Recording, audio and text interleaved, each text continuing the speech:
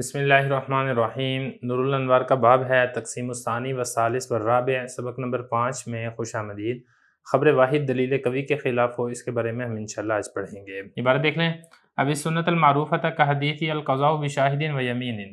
یخالف قولہ صلی اللہ علیہ وسلم البینۃ علی المدعی والیمین علی من انکر وهو مشہور۔ ابی الحادثۃ المشہورۃ کحدیث الجہر بالتسمیۃ فی الصلاۃ الذی رواہ ابو ہریرہ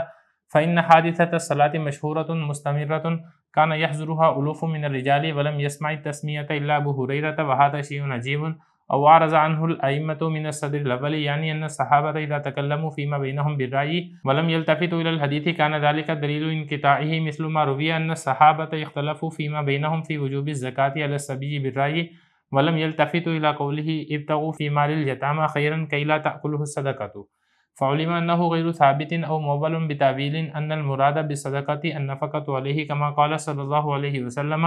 نفقة المرء على نفسه صدقة، كان مردودا منقطعا إذن جواب إن أي يكون الخبر في كل من هذه الموازي الأربعة مردودا كما في النوع الأول۔ ترجمہ دیکھ لیں۔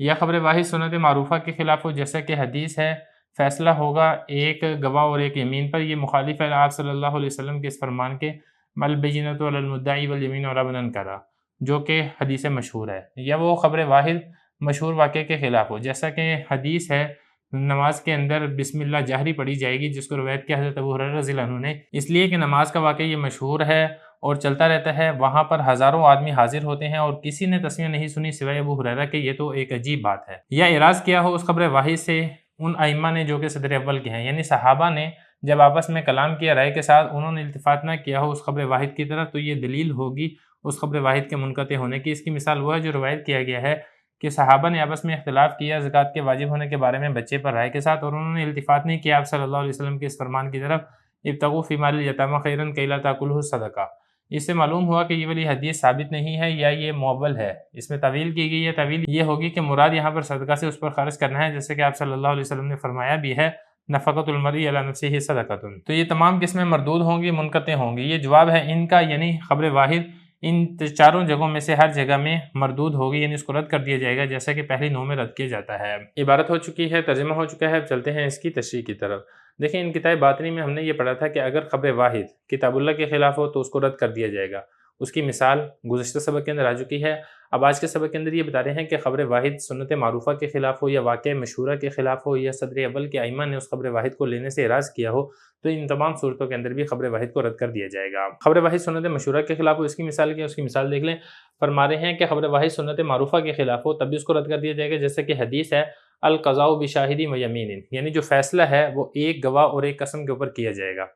یہ ایک آپ صلی اللہ علیہ وسلم کی حدیث ہے جو کہ خبر واحد ہے، لیکن یہ خبر واحد ایک خبر مشہور کے خلاف ہے۔ وہ خبر مشہور کہ آپ صلی اللہ علیہ وسلم کا یہ فرمان ہے البینۃ علی المدعی، یعنی جو مدعی ہے اس کے ذمہ گواہ پیش کرنا لازم ہے، اور اگر اس کے پاس گواہ نہیں ہے تو جو منکر ہے اس پر لازم ہے کہ وہ قسم اٹھائے۔ تو یہاں پر دیکھیں مدعی پر گواہ لازم ہو رہے ہیں اور مدعا علیہ پر قسم لازم ہو رہی ہے۔ ایسا نہیں ہے کہ مدعی پر ایک گواہ اور ایک قسم لازم ہوگی، جیسا کہ اس خبر واحد سے ثابت ہو رہا ہے۔ تو یہ خبر واحد یہ خبر مشہور کے خلاف ہے، لہذا خبر واحد کو رد کر کے خبر مشہور کو لے لیا جائے گا۔ تو یہ فرما رہے ہیں کہ یہ جو خبر واحد ہے القضاء بشاہد ویمین، یہ خبر واحد مخالف ہے آپ صلی اللہ علیہ وسلم کے اس فرمان کے البینۃ علی المدعی والیمین علی من انکر وہو مشہور، جو کہ خبر مشہور ہے۔ یہ اسی طریقے سے اگر خبر واحد مشہور واقعے کے خلاف ہے، یعنی کوئی ایسا واقعہ ہے جو کہ ہزاروں آدمیوں کے سامنے ہوا ہے اور اس کا تذکرہ اس خبر واحد کے علاوہ کسی اور نے نہیں کیا ہے، تو پھر اس صورت کے اندر بھی جو مشہور واقعہ ہے اس کو لے لیا جائے گا اور خبر واحد کو رد کر دیا جائے گا۔ اس کی مثال یہ ہے کہ حضرت ابو ہریرہ رضی اللہ عنہ نے روایت کیا ہے کہ آپ صلی اللہ علیہ وسلم نے نماز پڑھائی اور بسم اللہ کو جہرن پڑھا،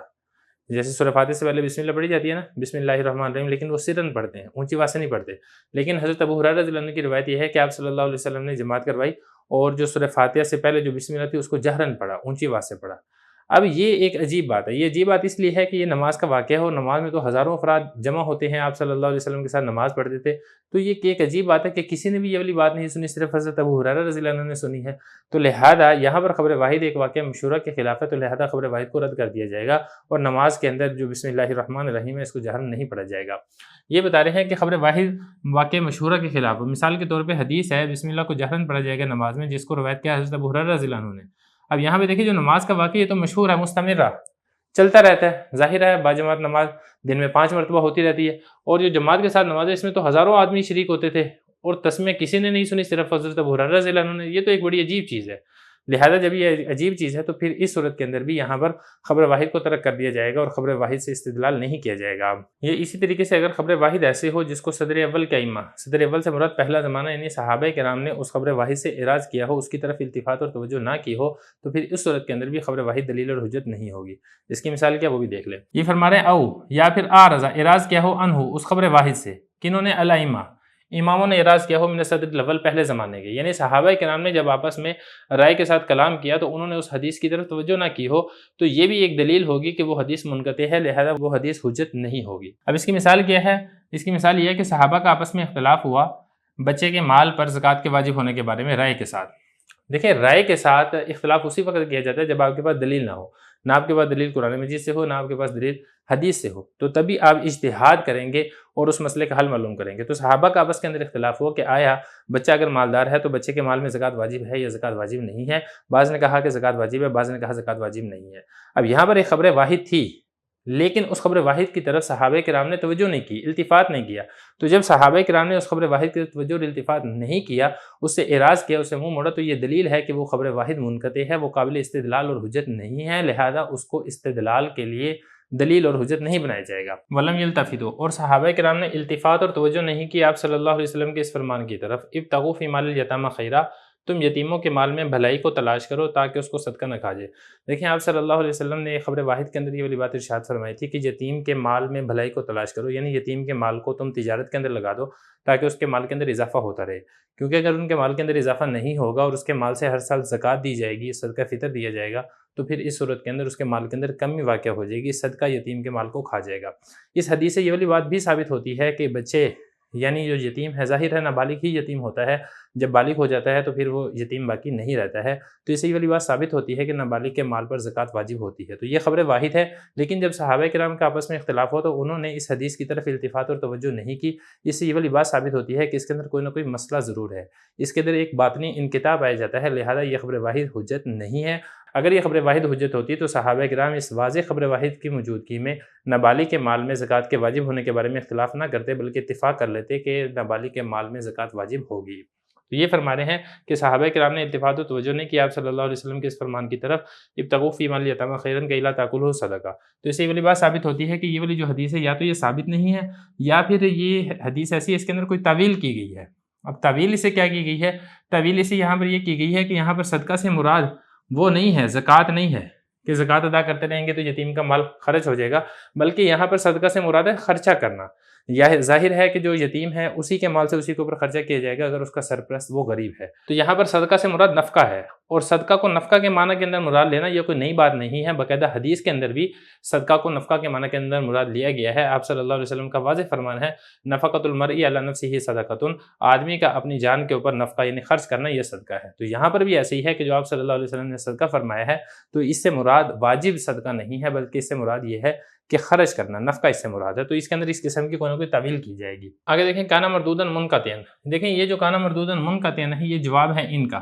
اس سے پہلے والے سبق کے اندر یہ والی عبارت گزری ہے وَإِنْ كَانَ بِالْعَرْضِ، یعنی جو خلل واقع ہوا ہے خبر واحد میں وہ عرض اصول حدیث پر پیش کرنے کی صورت میں، یعنی وہ یا تو کتاب اللہ کے خلاف ہوگی یا سنت مشہورہ کے خلاف ہوگی یا واقع مشہورہ کے خلاف ہوگی یا صدر اول کے ائمہ نے اس خبر واحد سے اعراض کیا ہوگا، تو وہاں پر الفاظ آئے تھے وَإِنْ كَانَ، تو یہ جو شرط ہے اسی کا جواب یہاں سے دیا جا رہا ہے کانا مردوداً منقطعا۔ تو ان تمام صورتوں کے اندر چاہے وہ خبر واحد کتاب اللہ کے خلاف ہو، چاہے وہ خبر واحد سنت مشہورہ کے خلاف ہو، واقع مشہورہ کے خلاف ہو یا صدر اول کے ائمہ نے اس سے اعراض کیا ہو، ان تمام صورتوں کے اندر خبر واحد وہ مردود ہوگی، منقطع ہوگی۔ تو یہ بتا رہے ہیں کہ یہ جو ہے جواب ہے ان کا، یہ جو تھا نا وَإِنْ كَانَ بِالْعَرْضِ میں ان ہے، یہ کانا مردوداً منقطع یہ اسی ان کا جواب ہے، یعنی خبر واحد ان تمام چار جگہوں میں سے ہر جگہ میں کیا ہوگی؟ مردود ہوگی، کما فی النوع الاول، جیسا کہ پہلی نوع کے اندر خبر واحد مردود ہوتی ہے، یعنی اتصال ظاہری کی صورت میں جس طریقے سے خبر واحد مردود ہوتی ہے اس کو استدلال کے لیے نہیں لیا جاتا ہے، بالکل ایسے ہی انقطاع باطنی کے اندر بھی خبر واحد مردود ہوگی اور اس کو استدلال کے لیے دلیل اور حجت نہیں بنایا جائے گا۔